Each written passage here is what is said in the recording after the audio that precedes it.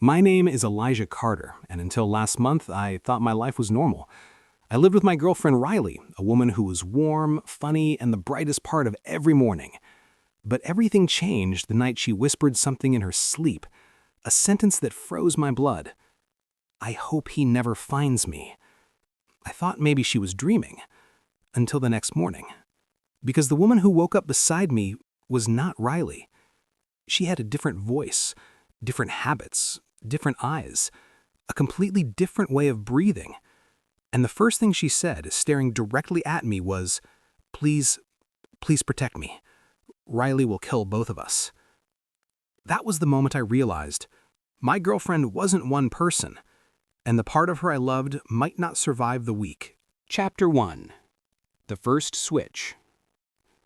The girl in my bed claimed her name was Aria. She knew where the coffee mugs were, but she didn't know where the bathroom light switch was. She knew my birthday, but didn't recognize our living room. When I asked her who he was, the one she feared, she shook her head violently and whispered, "There is no he. It's her, Riley." Riley, the woman I loved, the woman I lived with, was the one she was terrified of.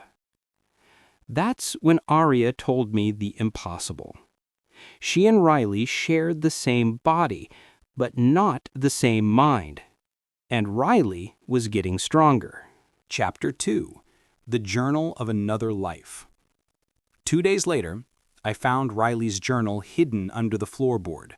Except it wasn't Riley's handwriting. It belonged to Aria. Each page was chaotic, scribbled memories of switching, losing time, waking up in strange places. One line repeated again and again.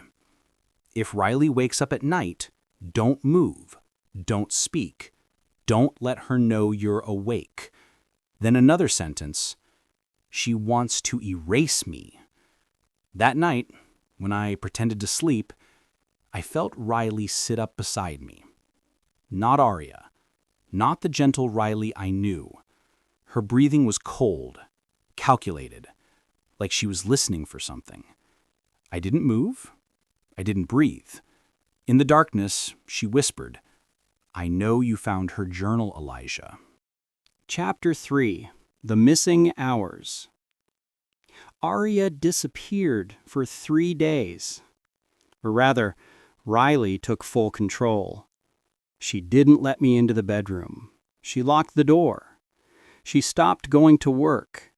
And when she finally came out, she acted like nothing happened. No memory, no explanation, no emotion. But something in her face was wrong. A stiffness, a coldness, like she wasn't inhabiting her body. She was guarding it. That night, I received a text from an unknown number. "Elijah, it's me, Aria.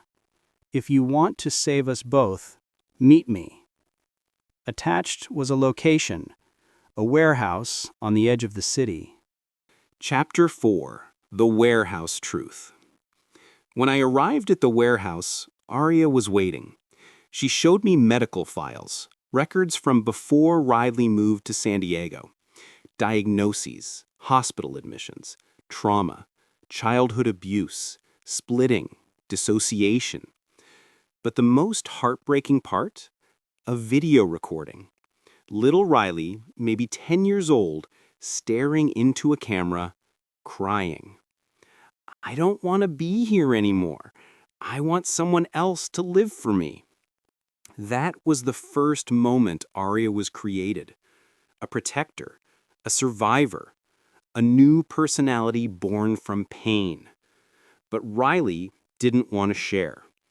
And now, Riley wanted full control again. Forever. Chapter 5. Riley's Last Night. When I returned home, Riley was waiting in the dark, not blinking, not moving. She whispered, "You shouldn't have gone to her." Suddenly she screamed, and her face twisted in pain, like two forces were fighting inside her. She grabbed my throat. Her voice changed every second.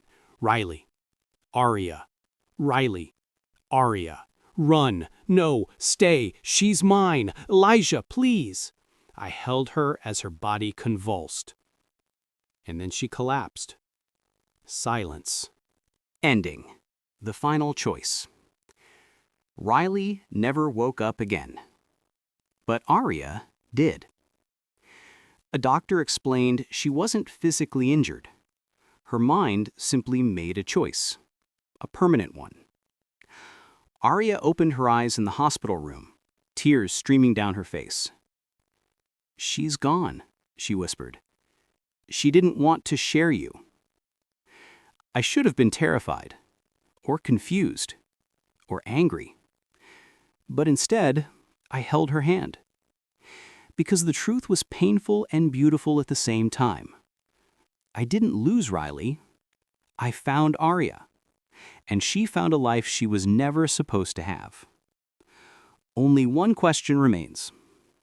Sometimes at night, when Aria stares too long at the dark corner of the room, I wonder, is Riley really gone? Or is she waiting for the right moment to come back?